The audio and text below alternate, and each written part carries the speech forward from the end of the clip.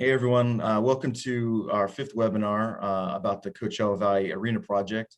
I am Andrew John, I'm a reporter for the Desert Sun, and today we're going to be talking about traffic and parking at the arena, which is currently in the arena, or the arena is currently in the approval phase, but could be breaking ground this spring and being built over the next 18 months or so, with a completion targeted for the fourth quarter of 2022. To talk about this particular project and the parking and traffic, we've brought in some Southern California consultants who are familiar with this. And so we want to first welcome Michael Bates. He's the president of the Mobility Group, a transportation consultant firm, and Tony Locacciato, who is a partner with Meridian Consulting and Meridian Consultants, I'm sorry. Tony, Michael, welcome. Great to have you with us for this webinar. Thank you. Good to Thank be you, here. Andrew. Yeah. So let's just dive right in, guys. Tony, let's start with you. This arena is a pretty big undertaking, but you guys have really looked into this and have done some reports and have really a good grip on this project and what it could do for the valley, the parking and the traffic. Would love to just kind of get some general thoughts from you on this project and what you guys have been working on. Yes, Andrew. Yeah, I'd like to give you an overview of where the arena is proposed in the valley and how it fits into ongoing planning the county's made for this part of the Coachella Valley for a long time. Let me just share my screen and show you a few things. As you can see now, the Coachella Valley Arena is proposed in a 455-acre master plan project, the North Star specific plan project, which was actually approved by the County of Riverside back in 2006. As shown here, the arena is proposed in this master plan project immediately north of the I-10 freeway and between the Cook and Washington Street off-ramps. A little further background, you can see that the North Star specific plan area was actually originally approved for development in 1981. And since then, the county has approved 3 major revisions to the overall master plan, with the last set of revisions approved in 2006. The arena project's now proposed as a further revision to this project. This is an overview of the plan for the 455-acre master plan project. As approved, it includes a golf course along the north side, the golf course clubhouse. Those are the only 2 components of the project that have currently been developed. If you're used to driving by the Classic Club golf course and its clubhouse. The rest of the development the county approved back in 2006 includes homes immediately south of the golf course, a hotel, large retail commercial area, office uses near the Cook Street off-ramp, and then a large area you can see shaded in purple over there, which was an industrial park. And actually approval of over 1 million square feet of industrial park development is currently approved in that area.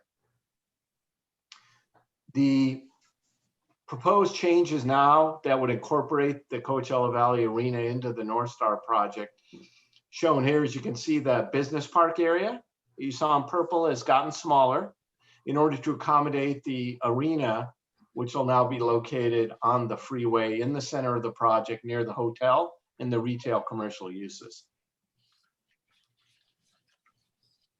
This is the entry to the arena, entry plaza, which will be immediately south of the hotel and next to the retail commercial uses. What's actually proposed is a hockey training facility just north of the arena. And so that'll be about 300,000 square feet of development that will replace over 800,000 square feet of industrial park development that's already approved for this 41 acres on the freeway. And I will turn it over to Mike, who's going to talk about the studies he's done on traffic that'll be generated by the facility, parking, how that'll be accommodated. Mike? Yeah. Thanks, Tony. Really appreciate that. Okay, thanks, Tony. I just like to give a overview of parking and traffic as the arena will occur. Just basically go over quickly the type of events that will occur here. They're expecting about 160 events a year, so it's not every day. It's about half the days of the year. American Hockey League games would be about 46 events during the year. They would average about 7,500 people attendance weekdays and weekends, and they typically would start at 7 and run to about 9:30. A few peak attendances would go up to the maximum seating capacity of 9,800. Potentially 45 concerts, again, starting at 7 and running a little later to 11. Average attendance 7,500, potential sellout for some of these at 11,000 attendance. Mm-hmm. And then there would be things like family shows, which are much lower attendance, typically on a Friday or weekend. Some of those may occur in the afternoon as well as the evening. A few other sporting events, maybe like boxing or wrestling, and also using the facility for smaller conferences and cultural or other events with smaller attendances. So you can see there's a wide variety of events and a wide variety of attendances. We could go to the next slide. I wanted to talk about parking first. You saw the graphic Tony mentioned for the specific plan area. This shows the actual arena site there off of Varner Road, adjacent to the freeway. The red square in the top left is the arena. There would be a total of 3,000 parking spaces around the arena on site. There's small areas to the west and south for surface parking. And then the main parking lot would be east of the arena. All of this accessed off of Varner Road. There will be 4 driveways off of Varner Road. The main driveway on the top left, a second driveway just to the east of the arena, and then 2 more for the major parking lot. And the westernmost driveways around the arena would also allow for pickup and drop off and rideshare activity, Uber and Lyft to access the site, drop people off adjacent to the arena, and then be able to drive out without interfering with any parking. So 4 driveways gives them a lot of flexibility. Yeah, we can go to the next one. The 3,000 parking spaces on site meets, in fact, exceeds a little the Riverside County requirement for this type of facility. It would be sufficient for almost 85% of all the events that will occur there. Some sellout events that could go to 11,000 attendance. They're planning on using 1,050 off-site spaces at the Xavier Prep High School on Cook Street. For the times they need those. And they would run a shuttle service from that location to the arena, but they would stay on site within the specific plan, and those shuttle buses would not use the public streets. So as I indicated, the parking access is all off of Varner Road, 4 driveways, gives them a lot of flexibility on how to manage traffic coming in and out of the facility. Some comes from the west, some comes from the east. Next slide. So Michael, I want to real quick just interrupt you for a minute. Sure. Sure. I know that we had talked previously about the shuttle service, which would not run. It would run on like a private road that would have to be built. It sounds like. Can you tell me a little bit more about that, or is that something that has not moved past the discussion phase? No, there's an existing road that goes all the way around the back of the golf course around the specific plan. Maybe a little connection over by the high school, but the idea is to use that and basically go north of the golf course and come back around the east side of the arena and enter the parking lot that way. Yeah, okay. Great, thanks. Good question. Can we go to the next slide? So just to give you an idea of an overview of a study we did a comprehensive transportation analysis in conformance with the county guidelines and worked closely with Riverside County on the scope and conduct of that study. We analyzed what we call the PM peak hour, which is typically between 4 p.m. and 6 p.m. It's the highest traffic volume on the street system. We did that for two reasons. One, for consistency evaluation with the previous specific plan approval, as well as consistency with the current general plan for the county. It was important to also analyze what we call the pre-event hour and the post-event hour, which is when most of the arena traffic comes in. I'll talk a little bit more about that later, but the pre-event hour is 6 to 7, and the post-event hour would be sometime between 9:30 and midnight, depending if it was a hockey game or a concert. We identified 17 intersections and freeway, mainline, and off-ramp locations to study, and did a comprehensive study of all these things. So it just gives you a little sense of the comprehensiveness of the study. A little bit about the event characteristics. As we saw earlier, events will happen about half of the days of the year. About 40% or 64 will have an attendance under 7,500. These are the smaller attendance events like family shows. About 40% will have an average attendance of 7,500. This is your typical AHL game and concerts.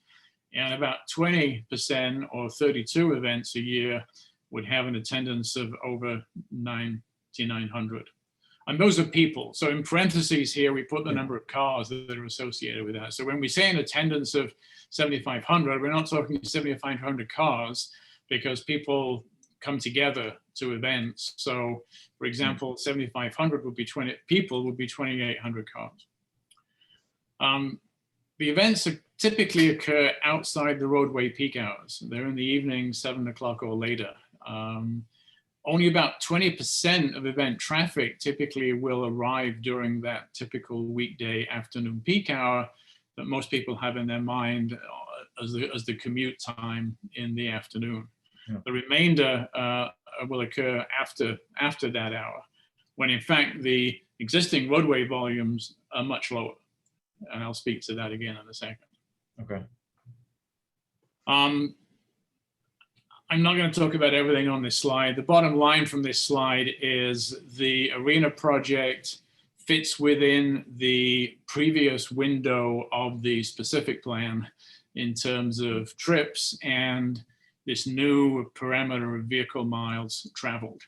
Because we've eliminated a lot of industrial park, we've eliminated a special event that was in the specific plan for 50,000 people to come to a golf tournament, and replaced it with the arena, which occurs at a different time and obviously is a much smaller facility.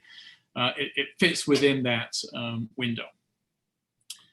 So Michael, I want to real quick, and I just want to real quick interrupt you for a minute and jump in, because and Tony, you're welcome to jump in on this as well.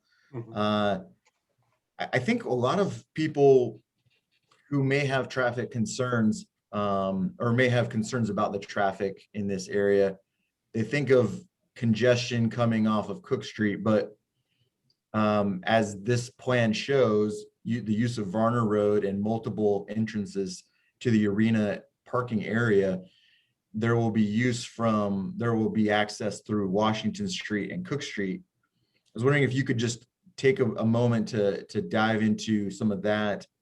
That may be, I think it might be able to alleviate some of those concerns that people have of Cook Street just being overly congested by the entirety of the traffic, which we know is not going to be the case. I think that's a very good question. I do have some information on that. Could I ask that we hold that for a second and just go through a couple of slides, because I think it will give a better context to that kind of discussion. But we will certainly get to that. But the key thing with the arena project is that we would not expect, we would only expect minimal roadway improvements. The roadway system is built out, with the exception of primarily the intersection of Berkey Drive and Varner Road, where we do think a new traffic signal would be required. And there may be traffic signals at the parking lot driveways, depending on whether they're needed. The principal strategy for dealing with arena traffic, and will lead into answering your question, is to prepare what we call a transportation management plan, which is a common approach for event facilities that they don't occur every day and the traffic's only for a short period of time. So the TMP focuses on the efficient management of traffic operations rather than building infrastructure that wouldn't be used for a lot of the time. And TMPs have proven very effective at many event centers throughout the state and the nation. They're very common for event facilities. Again, I'll get to the detail, but just quickly, the kind of things that go into a transportation management plan, so you understand, is there may be temporary changes to signal timing at certain intersections. There may be temporary lane reassignments with traffic cones to temporarily increase or modify capacity to respond to arena traffic. There may be traffic control officers at certain intersections to manually direct traffic. There would be changeable message boards, probably on the freeway and on the surface streets, to direct traffic to the right routes. There'd be directional signage that would be fixed. The arena can manage traffic for the most efficient route handling through a mobile-friendly website, which would be developed, which have a lot of transportation information. The TMP will be multi-jurisdiction. It will be developed by Riverside County in coordination with all the relevant agencies like Caltrans and Palm Desert and other cities and stakeholders in the area who have an interest in managing the traffic. We anticipate it may be multi-level by size of event, that being obviously major plan needed for the highest attendance events. When you get to much smaller levels of events, you may not need the full plan. It could be a scaled back version. It's a very flexible process and it will be monitored and it's adaptable and responsive. So these plans get monitored as events occur, and if they need to be tweaked or changed, then they will be and can be.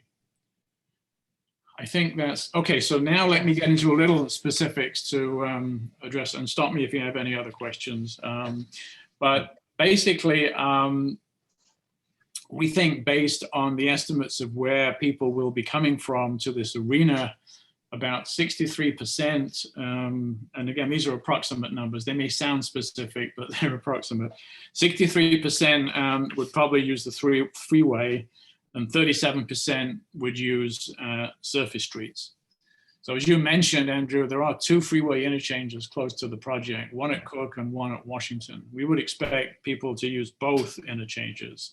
If you're coming from the east, you would probably get off at Washington, and we direct you to get off at Washington rather than have you go all the way up to Cook. Coming from the west, you're probably going to get off at Cook because you wouldn't want to go all the way past the arena and loop back. We think about 67% of the traffic will come from the west. So yes, and about 33% from the east. Largely because of the demographics in the valley. Yeah.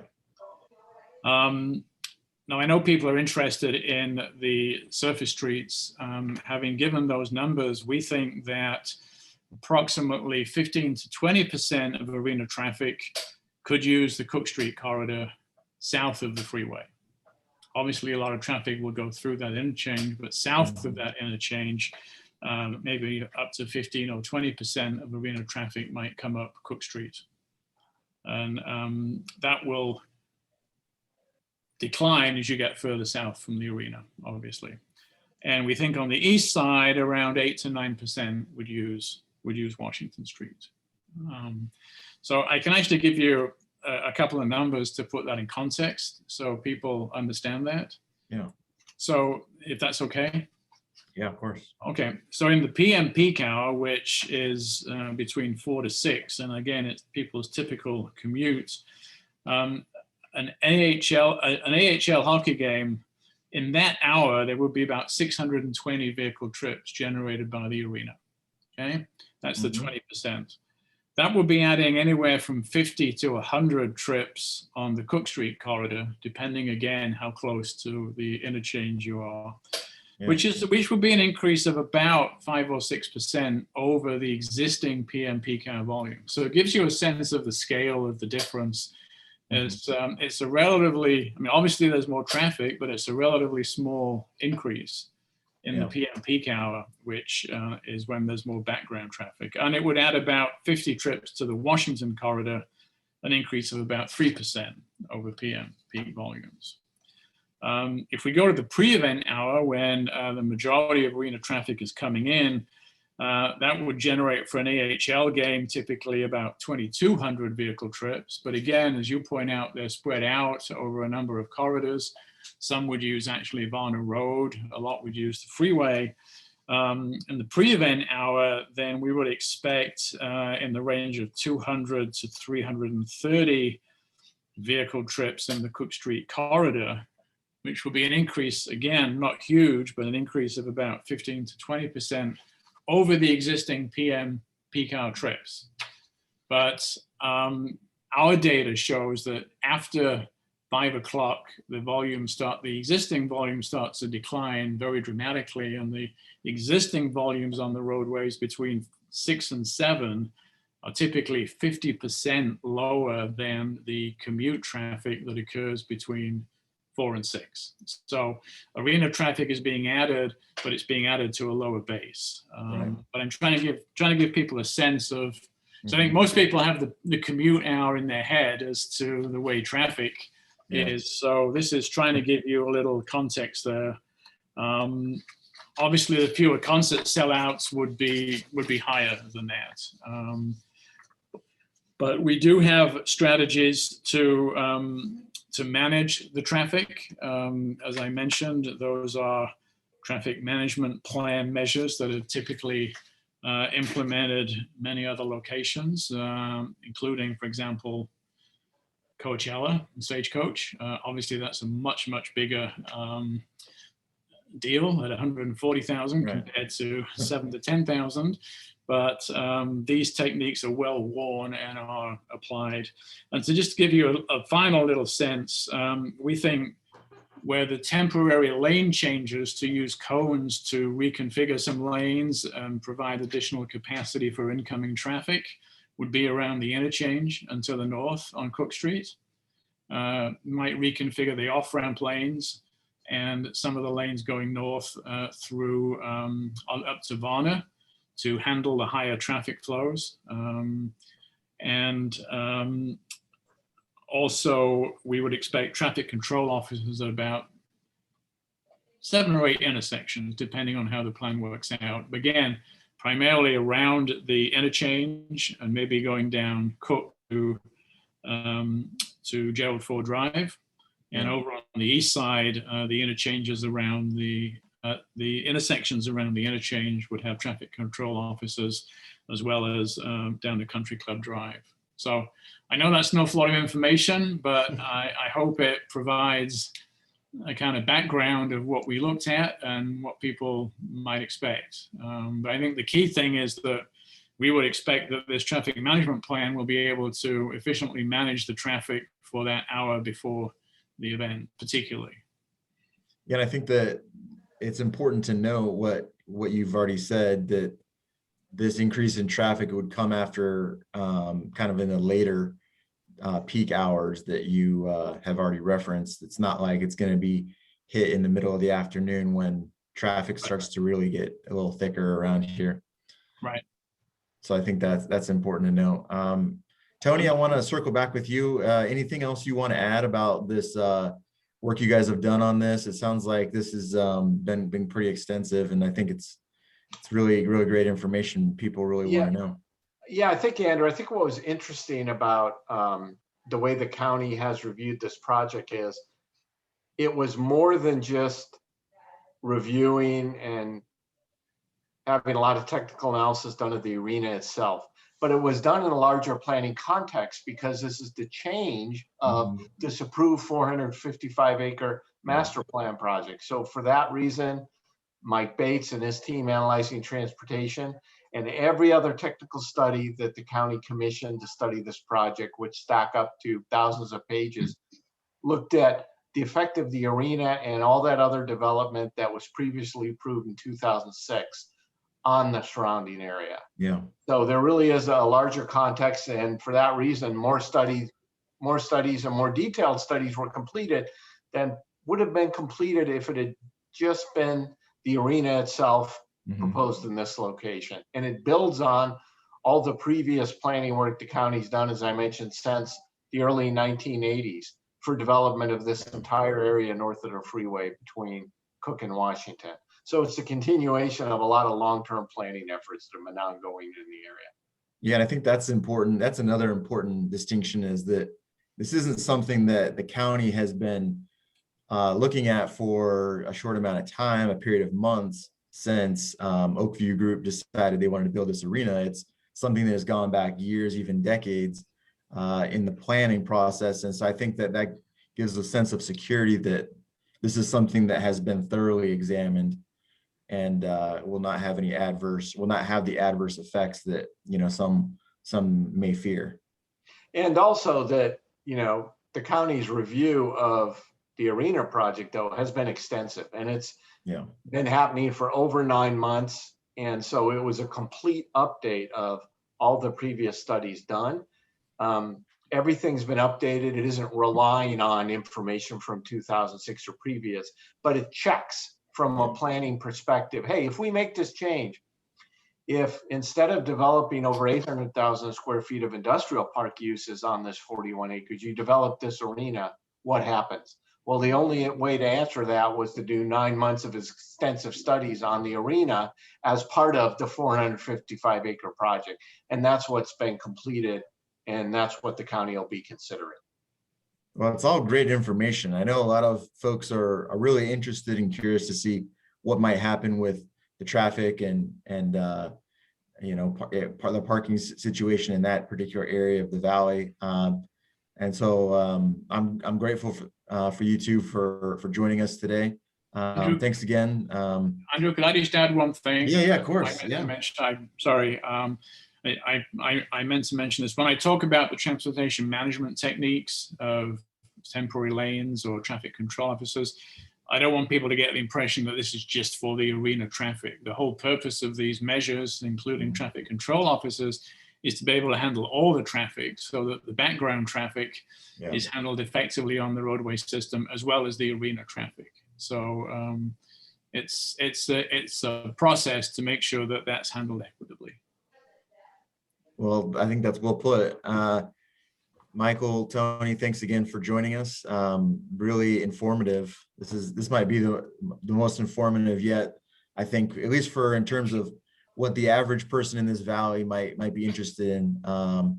So thanks again for joining us, and really appreciate all the info and all the work you guys have done.